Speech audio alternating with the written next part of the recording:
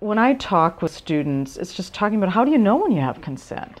The most common thing I'll get is like, well, I get the look. It's like, what's the look? And do you only want to rely on nonverbals? Which, we communicate a lot nonverbally, but we need to be able to move into having some verbal conversations because somebody might consent to one thing and not another, and we just can't assume.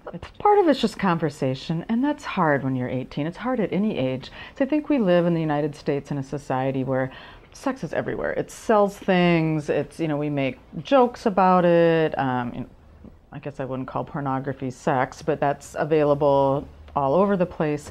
Yet, as a culture, we're really bad at having honest conversations about it. I try to just have really honest conversation with students and with male students, and I also try to bring in other male students to begin to talk about that because I lose some credibility as a female, and not being 18.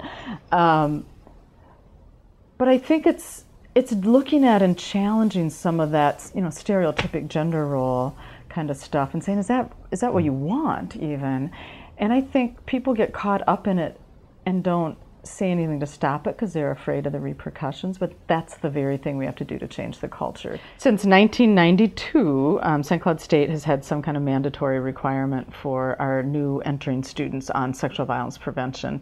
It started out as, in-person, 600 people in the auditorium, and we felt like that maybe wasn't the best learning environment. So in about 2007, I think we switched to an online program. The only thing that's changed is that we've selected a different program that I think is a little more updated, and it's called Not Anymore. And it also includes information about dating violence, domestic violence, stalking, and a lot of bystander intervention.